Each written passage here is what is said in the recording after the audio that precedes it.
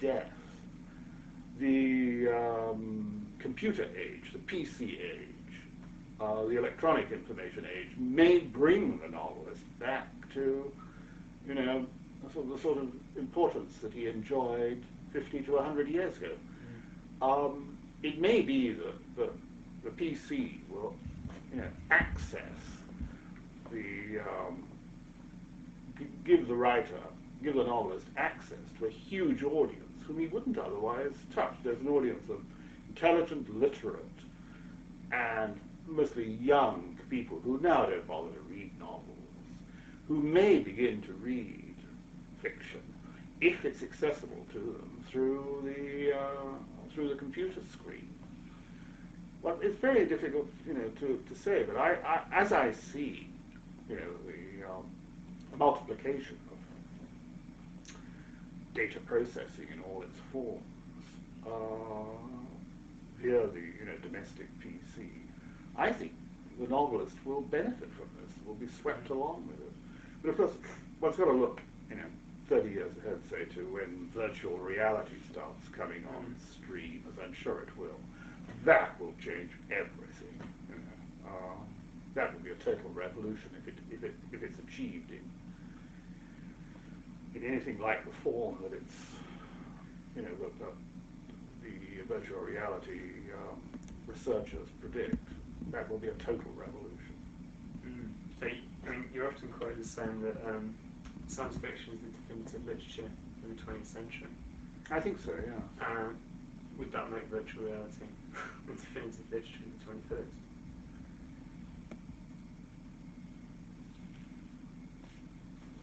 It's very hard for a novelist like myself to visualize the written fiction, by contrast with the film and comic strip and television.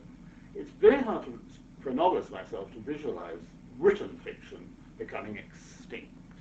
Because I still, you know, my whole life has been spent writing and reading fiction.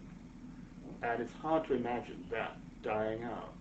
On the other hand, there are people in America in particular where, you know, the flight from the novel has gone to far more extreme lengths than it has here, who say, particularly people, teachers in universities, in English departments, say their students have lost they've never read when they were children or adolescents, and they've lost the ability to read, you know, to read a verbal text and then recreate, the ability to sort of dramatize the verbal text inside the theatre of the mind is a knack they've lost.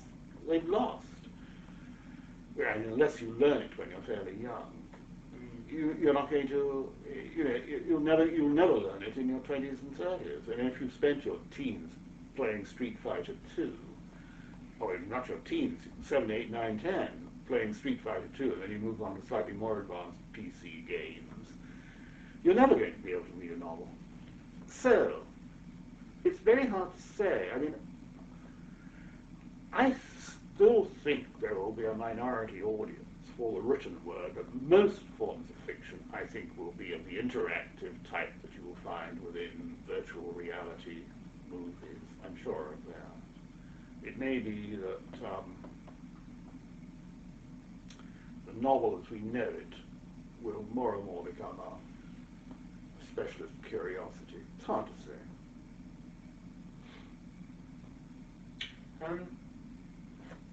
We were both quite impressed with the thing in Zone.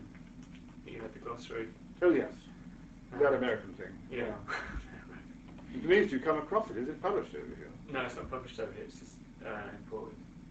I mean, it's available over here. Yeah. Oh, yeah. God, I've never seen a copy. Where Mainly in philosophy bookshops and I see. stuff like that. Yeah. It's a bit bulky, kind of chocolate box. Damn expensive too, actually. Yeah, it was £35. Oh my God. So, quite an investment. But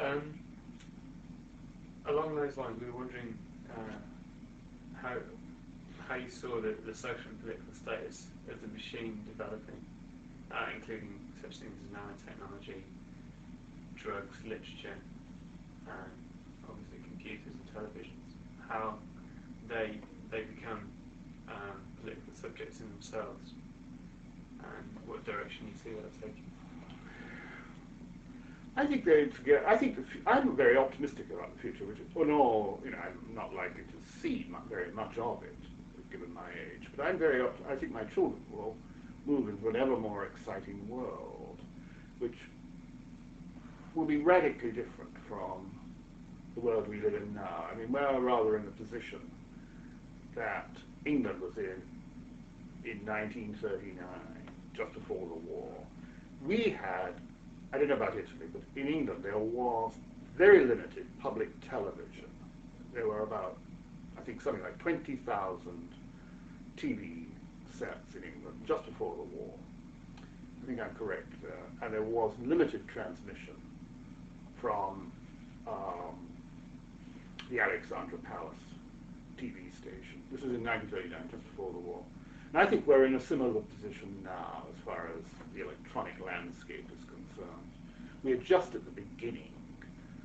We're not even halfway through, but just at the beginning. After the war, throughout the Western world, within 10 years, the television landscape had almost killed off the Hollywood film, or it had endangered it, and it had completely recreated Western society.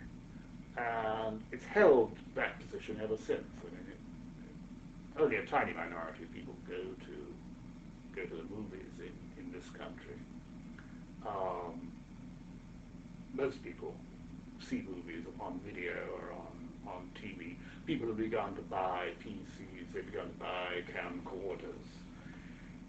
The whole process of turning the home into a television studio is really moving on a pace, and I think that pace will dramatically accelerate over the next 30 or 40 years. I think more and more people will work at home. I think there'll be, the electronics of home entertainment and information retrieval systems will just dominate one's life. I mean, one will shop from home electronically. One will have one's newspapers faxed or printed by facsimile off electronic pages transmitted by TV. Newspapers will reshape themselves, of course. I mean, you may not even need to print the whole of the newspaper. You only print. You may get a newspaper which is supplied with cues, and you just select those. Newspapers may be published continuously, like a 24 hours a day news channel. The idea of a single issue of a newspaper, dated May the 10th, 1994, which is a discrete single object, that may end. You may get, the Times or the Daily Mail or La Repubblica may be published continuously, non-stop, on an electronic basis. And you can just select your cues. I just want sports information. I just want to hear about ice hockey. I just want to hear about American ice hockey. Or I want movie news. And this, your choice will select out just these items. And they could be facsimile printed, whenever you wanted them. Or they could accumulate like a lot of faxes accumulating. And the same, I think, once people realize the huge data and information banks to which they will have access, people, I think, will begin a sort of secondary education. They will begin to hunt these vast information banks for everything they need. What cosmetics did Marilyn Monroe wear? What were the drugs she took? What's the highest mountain in Indonesia? How do you get to the top? Etc., etc. The whole planet, almost every piece of information available will be accessible to someone sitting at home. Now this, I think, information is what we're starved of now, because we still live in information monopolies that give us very limited access to what is going on in the world. We have to watch a few broadcast channels. We can buy a few newspapers and magazines. It's rather like going into a vast library and being told that you can only look at 10 books today. That's going